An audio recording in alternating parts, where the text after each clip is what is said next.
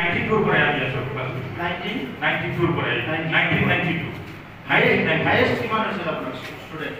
হাই student আছে আমাৰ আগতে মানে 2200 ওপৰত আছিল 210 কিন্তু এনেকুৱা আছিল এটা কমি কমিলে এইবিলাক পাই আছো মানে বহুতখিনি বিদ্যালয় আছে কি বিচাৰে ইয়াত ৱাল হ'ব লাগে, আৰ্ট ফিলিং হ'ব লাগে, বাৰিষাৰ সময়ত ক্লাছ কৰিব নোৱাৰে আৰু বহুখিনি বিদ্যালয় আছে যিবিলাক নেকি 25 বছৰ 30 বছৰ 40 বছৰ আগত নিৰ্মাণ কৰা এই বিদ্যালয়বিলাকৰ ৰূপবিলাক টিংবিলাক ফুটি গৈছে, বৰষুণ পৰে তেনেকুৱা সমস্যা আছে। তো ডাঙৰ এটা ইনফ্ৰাষ্ট্ৰাকচাৰৰ সমস্যা আছে এতিয়া বিদ্যালয়বোৰত, সেইটো চাব লাগিব। ছেকেণ্ড আছে কি বহুত বিদ্যালয়ত এতিয়া শিক্ষক শ্বৰ্টেজ আছে, এই শিক্ষকৰ যিটো শ্বৰ্টেজ সেইটো ফুলফিল কৰিব লাগিব। ৰেচনেলাইজেশ্যন কৰিবলৈ চেষ্টা কৰা হৈছে কিন্তু ৰেচনেলাইজেশ্যন কৰাৰ পিছতো আমাৰ তাত শিক্ষক শ্বৰ্টেজ আছে, এইটো মানে LPৰ পৰা লৈ পেলাই কলেজলৈকে সেই শিক্ষক শ্বৰ্টেজৰ যিটো সমস্যা সেইটো এড্ৰেছ কৰিব লাগিব।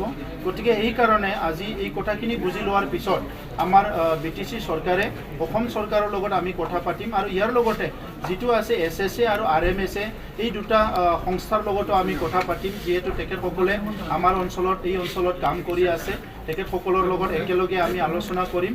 আৰু বিশেষকৈ বাউণ্ডাৰী ৱালৰ পইচাটো SSA RMSAৰ পৰা অহা নাই বুলি শিক্ষকসকলে আমাক কৈছে আৰু সেইকাৰণে আমি BTC চৰকাৰৰ পৰা প্ৰথম হিচাপে ইয়াত 96 যিটো ME স্কুল আহিছে আৰু 4খন MB এইবিলাক লৈ পেলাই প্ৰায় 100 যিটো স্কুল আছে এই 100 স্কুলত প্ৰথমৰ কাৰণে 5 লাখৰ পৰা 10 লাখৰ ভিতৰত য'ত যেনেকৈ লাগে আমি বাউণ্ডাৰী ৱালটো এই বছৰতে আমি চেংচন কৰিম আৰু 2022 চনৰ ভিতৰত গোসাইগাঁৱত যিমানখিনি ME স্কুল আছে বাউণ্ডাৰী হৈ যাব। ইয়াৰ পিছত হাই স্কুল আৰু LP স্কুলতো আমি বাউণ্ডাৰী ৱাল দিয়াৰ কাৰণে ব্যৱস্থা কৰিম। ভোকেশ্যনেল যিটো শিক্ষা এই ক্ষেত্ৰত BTC প্ৰশাসনে বিশেষভাৱে কিবা চিন্তা কৰিছে নেকি? চাওক NEP যিটো আছে নিউ এডুকেশ্যন পলিচি, ইয়াত ভোকেশ্যনেল ছাবজেক্টটো অলৰেডি ইণ্ট্ৰডিউচ কৰা হৈছে, খালি এইটো আমাৰ ইমপ্লিমেণ্ট হ'বলৈ বাকী আছে। গতিকে এইটো ইমপ্লিমেণ্ট কৰাত আমাৰ তৰফৰ পৰা আমি হেল্প কৰিম আৰু ইয়াৰ বাহিৰেও আমি ষ্টুডেণ্টবিলাকক অলৰেডি গভৰ্ণমেণ্টৰ পৰা কাউন্সিলিং আৰম্ভ কৰিছোঁ। ফাৰ্ষ্ট ফেজ কাউন্সিলিং 70% হৈ গৈছিলে কিন্তু লকডাউনৰ কাৰণে ৰৈ গ'ল। এতিয়া ছেকেণ্ড ফেজ ছাৰ্ভে হ'ব, থাৰ্ড ফেজ ছাৰ্ভে হোৱাৰ পিছত আমাৰ ইয়াত 3 লাখমান যিটো ষ্টুডেণ্ট আছে এই 3 লাখ ষ্টুডেণ্টখিনি আমি ছাৰ্ভে কৰি ওলাম, কিমানে মানে ছায়েন্সত যাব বিচাৰে, কিমানে আৰ্টছত যাব বিচাৰে, কিমানে টেকনিকেল ভোকেশ্যনেল ক'ত যাব বিচাৰে, সেইখিনিক ছাৰ্ভে কৰাৰ পিছত আমি সেই অনুযায়ী বিদ্যালয় স্থাপন কৰা, সেই অনুযায়ী কোৰ্স ডেভেলপ কৰা এইবিলাক কৰিব বিচাৰিছোঁ। কাৰণ আমাৰ উদ্দেশ্য হৈছে কি আমাৰ যিখিনি ছাত্ৰ ছাত্ৰী হৈছে সেইখিনি এমপ্লয়েবল হ'ব লাগে, এমপ্লয়মেণ্ট পাব লাগে, সংস্থাপন পাব লাগে আৰু নিজকে গঢ়িব পাৰিব লাগে।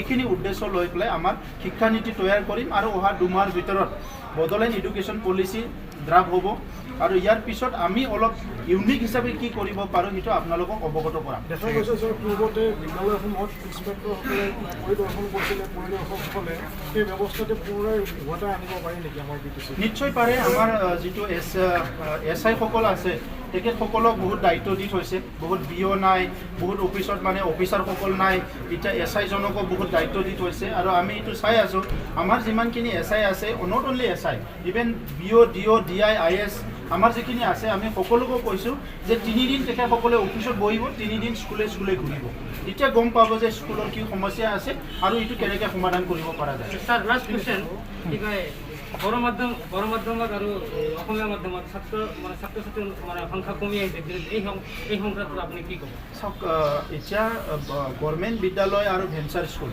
এইবিলাকৰ অৱস্থাটো দিনে দিন বেয়া হৈ যোৱাৰ কাৰণে, শোচনীয় হৈ যোৱাৰ কাৰণে এতিয়া তাত শিক্ষাদানবিলাক ভাল নহয় বুলি গাৰ্জেনবিলাকে প্ৰাইভেট স্কুলৰ প্ৰতি এটা এট্ৰেকশ্যন আহিছে আৰু এটা আমাৰ এটা ধাৰণা এটা আছে কি ইংলিছ মিডিয়াম পঢ়িলে বেছি জ্ঞান পায়, তেনেকুৱা এটা ধাৰণা আছে। তো সেইকাৰণে আজি ইংলিছ মিডিয়ামৰ প্ৰতি মানে এটা এট্ৰেকশ্যন আহিছে, ছাত্ৰ ছাত্ৰী বাঢ়ি গৈছে। কিন্তু কথাটো হৈছে কি মিডিয়ামটো কোনো কথা নাই, বড়ো মিডিয়াম, অসমীয়া মিডিয়াম, ইংলিছ মিডিয়াম কি কয় বঙালী মিডিয়াম, যি মিডিয়ামে আপুনি নপঢ়ে কিয় মিডিয়ামটো একো প্ৰব্লেম নহয়। মেইন প্ৰব্লেমটো হৈছে এই বিদ্যালয়বিলাকত গুণগত শিক্ষা দিব পাৰিছেনে নাই। গতিকে আমাৰ বিদ্যালয়ৰ ইনচাইড এণ্ড আউটচাইড যি প্ৰব্লেম আছে এই প্ৰব্লেমটো ছল্ভ কৰি দিয়াৰ পিছত মোৰ বিশ্বাস আছে কি গভৰ্ণমেণ্ট স্কুলত লাহে লাহে ল'ৰা ছোৱালী বাঢ়ি যাব। গভৰ্ণমেণ্ট স্কুলৰ অৱস্থাটো ঠিক কৰি দিব পাৰিলে, তাত ভাল শিক্ষক দিব পাৰিলে, ভাল মতে ক্লাছ হ'লে, চব যদি ঠিকে থাকে এনৰলমেণ্টটো পুনৰ বাঢ়ি যাব।